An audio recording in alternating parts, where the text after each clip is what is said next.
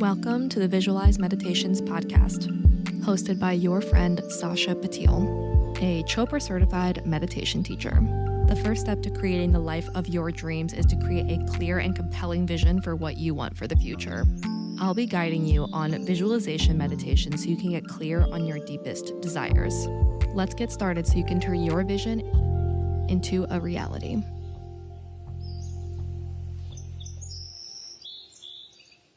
Hello. Welcome back to another episode of the Visualize Meditations podcast. It's your gal pal Sasha. And to paint the scene for you right now, I am currently sitting at the Siem Reap Airport waiting to board my flight to Bangkok. And I'm going to fly from Siem Reap to Bangkok, Bangkok to Doha, Doha to Miami. And I had this overwhelming urge to pick up the mics and to start recording. And I don't know why in particular, but honestly, I still have like a month to go of my year of travel, but the last portion of my year is going to be spent in the United States and with my family. And this is kind of the last portion of the like traveling internationally and bopping from new place to new place every couple of days, because the rest of my trip will be bopping from place to place, but it's going to be for events with family, with friends. I'm going to be in places I've been before. And I'll be home for the holidays, so it's not quite the same. And I've been thinking a lot about my first flight going from my hometown to Australia 11 months ago. And I remember sitting down in the exact same outfit I'm wearing now at the airport before I boarded my first flight, pulling out the mics and talking about what I was going through. And I think it would be really interesting to do a side-by-side comparison about how I was back then versus how I was now. I have no idea what I said in that clip, to be honest with you. My bet is that I was just super stressed and overwhelmed and freaking out. So I'm going to insert that clip here and let's do a side-by-side comparison about just the energy. And I'm curious for myself, honestly, to look back and listen. But yeah, I'm going to put that in here and then we'll go through kind of how I'm feeling right now. So enjoy this little flashback.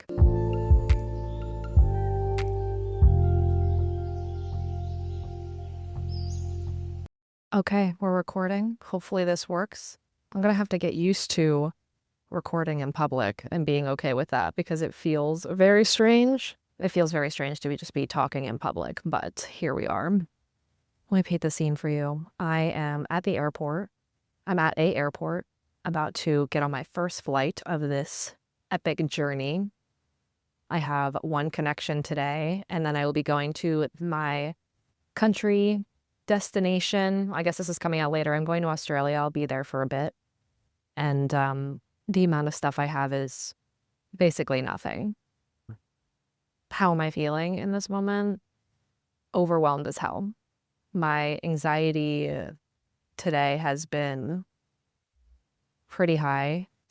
I find my mind constantly going into what if this, what if that, and like all of these small details falling through the cracks. And that's kind of what I've been really stressed about all morning. Honestly, no, it's not even all morning. For the last 2 weeks, planning the logistics for this trip and trying to get everything done beforehand. The last 2 weeks have just been super overwhelming with planning the logistics for this trip and getting everything sorted and hoping that I can get everything done in time. And I think I am in the realization that in this digital nomad year, I just have to get used to, number one, the uncertainty of it all. Certainty has always been like a top need for me. If anyone listens to Tony Robbins, the 6 human needs, you know them. If you don't know them, it's certainty, uncertainty, significance, love and connection, growth and contribution. And up until this point, it's been love and connection and certainty, but I made the decision to change my needs, my top needs to love and connection and growth. And I think a lot of my growth is coming through the uncertainty. And I'm just I'm not used to having this much uncertainty about everything, even as small as like, I couldn't get checked to my final destination today.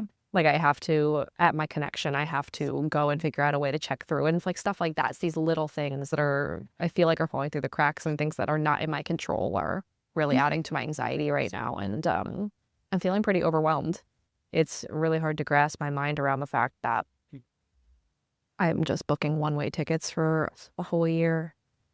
And I've set aside some time for manifestation, like writing down manifestations and intentions. And thankfully, I'm going to be in transit for the next, I don't know, 30 hours or something. And it gives me enough time to like really settle in, get used to what it's like working on the road, get used to recording in public like this, and seeing where that goes. But it's like I'm excited, but honestly, today I've been feeling really overwhelmed. It's day one of this journey, and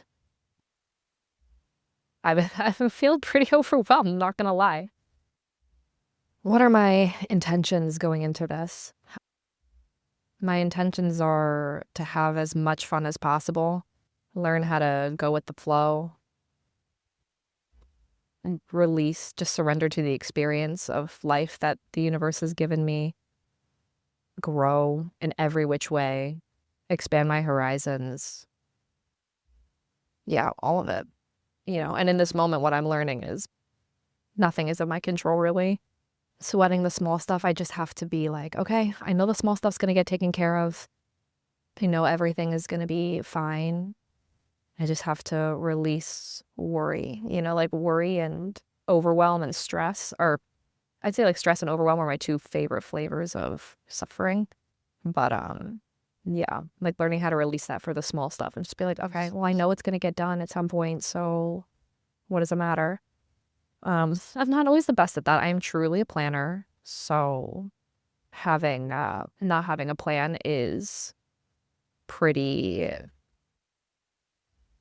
mind-boggling to me. I mean, there's a plan, but it's not super intact.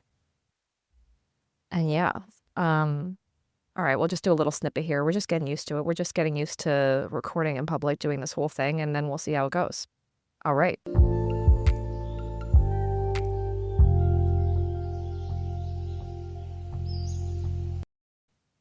Wow, hope you enjoyed that blast from the past. As far as how I'm feeling right now, honestly, it feels really bittersweet. I feel everything. I feel sad. I feel happy. I feel excited. I feel just a whole mix of emotions.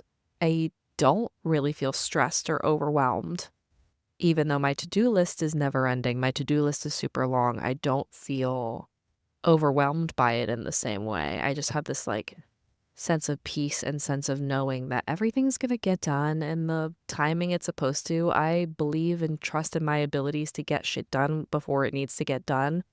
And I believe in my time management skills and I trust in myself. So I have no worries about that, which is really nice, especially since, the to-do lists are long and they're time sensitive, but I don't feel stressed or worried about that. And I feel bittersweet. I feel really happy and really excited to go home to the United States. I'm really looking forward to having a Chipotle burrito. Not gonna lie to you, I'm really looking forward to spending time with my loved ones. I'm really excited for Tony Robbins. I'm really excited for the holidays. Yesterday was Thanksgiving, and it was really, really difficult to not spend that time with my family. I ended up spending a good portion of the evening crying just because it was my first Thanksgiving ever away from my home and my first Thanksgiving ever away from my family, and it made me feel really sad. But it also made me feel really grateful and thankful that, wow, I do have these traditions and these experiences that I love so much, and how lucky am I to have something to miss so much. And yeah, so I experienced that yesterday, and it's actually crazy because yesterday was my last full day in Cambodia, and me and my pal, Monsieur 66, we went and we explored around. We had like scooter day, so we rented a scooter. We bopped around Siem Reap and went to Angkor Wat and all of that. And at the end of the day, we were riding the scooter around to the last temple, and we're about to get to the last temple, and Monsieur 66 turns to me and he goes, "Oh my God, we're about to run out of gas." And I was like, okay, cool. And I like peered over his shoulder and I just saw the display and the gas tank was empty, like flashing empty. I was like, all right, cool. And in my mind, I'm like going through scenarios like, okay, worst case scenario, we run out of gas here, kind of in the middle of nowhere. We'll go to someone's house. We'll hope they have Wi-Fi. We'll figure out a translate. We'll ask them if they can take us to get gas, or if they have gas, I don't have any cash on me, but we'll have them take us to an ATM, give them some cash, whatever. And then I was just running through all the scenarios in my mind.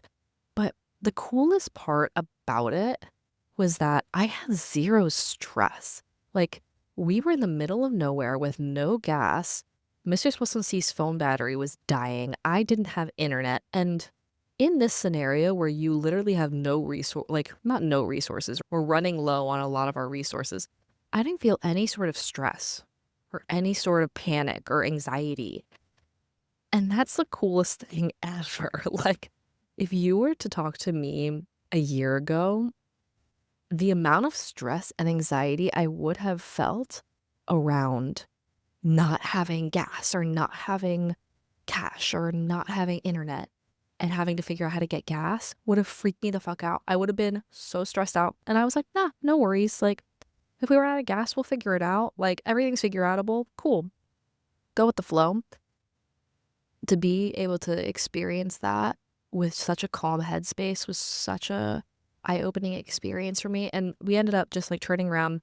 I happened to download the map beforehand, like the off-road map. So I looked up a gas station in the area. We drove to the gas station, got there. They didn't take cards. We didn't have any cash. So she pointed me out to an ATM, went to an ATM, took out some cash, went back to them. And literally, as we're pulling up to the gas station the second time, we literally run out of gas, like run out of it. So we barely made it. And we get there, we fill up the tank, or we fill up the tank with like a little bit of cash. We buy some beers from them and we pull up. They have a hammock behind the little gas pump. I say, can I fucking sit in your hammock? She's like, yeah. So I have my beer in my hand and sitting in the hammock behind the gas pump and I'm just chilling out. Literally not a stress in the world, just like chilling. And to be able to experience that was actually so cool because I just feel my like energetic evolution. I feel my mental evolution there because I would have been so stressed out about that a year ago. And it would have ruined me, but I felt really okay. And yeah, again, still not ready to talk about my story with Monsieur Soixante-Six. I think one day maybe I'll tell the full story, but today's not the day for that. And it's such a beautiful story, and our summer together was incredible, and our time together in Asia was very transformative and not what I expected, but definitely needed. And I'm not quite ready to talk about it yet. I think I need some more time to grieve what I thought it was and process through everything. But in the meantime, I'm just chilling out. And yeah, as far as how I'm feeling right now, I just feel so bittersweet. First of all, I didn't realize this until a couple months ago, but I love being in transit. Like, I love the in-between moments, the going from place to place, the being in the airports, the being on the planes, being on the trains, the cars. It just gives me my time to sit, to listen to my music, to read a book, listen to podcasts, watch movies, journal, work. Just have space to be in the in-between moments. And I think that's kind of what this year has been a big in-between moment. And I love being in transit. And people keep asking me, they're like, how long is your transit time from Cambodia to Miami? I don't know. I'm not sure. I stopped checking that months ago. I stopped checking that like 8 months ago. I have no idea. I just like being in the process of being in transit. I just like it. I like the process of going. I like the process of moving. And I think it's fun. And I think it's nice. And it feels like time kind of stops a little bit. And at the same time, I'm still going and I'm moving and it feels good. So I really enjoy that. But at the same time, I enjoy being in one place. I'm still not boarding yet, so we're chilling. But yeah, I don't know. I think about where I was a year ago, or I guess 11 months ago, boarding my first flight to Australia in the same outfit, exact same outfit I'm wearing now. And basically in pretty much the not exact same situation, but a very similar situation. And thinking about how different I felt then, how heartbroken I was over my breakup and how stressed out and how highly anxious I was feeling and how overwhelmed I was and just felt like I was on the edge of a fucking breakdown at that point, and how grounded and centered I feel now is such a stark contrast. And I really enjoy being able to look back at that and just be able to reflect on that. But as far as bittersweetness, it feels sweet because I can look back on this year and feel so proud of myself and know that I fully have lived every single day, every single hour to the absolute fullest, and feel so sweet in knowing my evolution and my growth and how much I've learned to love myself and learn so much about myself in this process. And bitter because part of it is sad that this chapter is coming to an end. A little sad about, there's still some grief that I haven't dealt with regarding what I thought Mr. Swanson's and I were going to be, and we didn't end up being that, and that's cool, but there's still some residual grief that I haven't processed through yet. And yeah, bitter in the sense that, my crazy travels are going to take a pause for God knows how long. I don't know if I'm ever going to do this kind of thing again, or I'm ever going to take a working gap year, travel the entire year by myself, literally just doing shit just because it's fucking fun, doing shit just because I feel like it, not really worrying about anything other than obviously my work and travel logistics. Like I didn't really have to, not that I didn't have to worry about money, but I because I wasn't paying for rent anymore and because my expenses outside of travel were literally zero, I didn't have to worry about spending a little extra. And I also knew like, oh, if you're only going to do this 1 year, spend the money, do the thing, go to the thing, whatever, doesn't really matter. Like, when are you going to do this again? So I didn't really have to worry about a lot as far as doing all this. So I don't know when I'm going to do this again. So bittersweet. Feels like kind of the end to a chapter, end to a movie a little bit. I think my mom said something to me that I didn't really quite understand until now, or until a couple days ago, when she said that Asia felt like the end of one chapter and coming back and going to Tony Robbins feels like the beginning of the next. And I feel it so hard. I feel it so much. I feel like I'm closing a book. I feel like I'm closing a chapter right now, and I feel like going back to the States, I'm ready to step into a new life.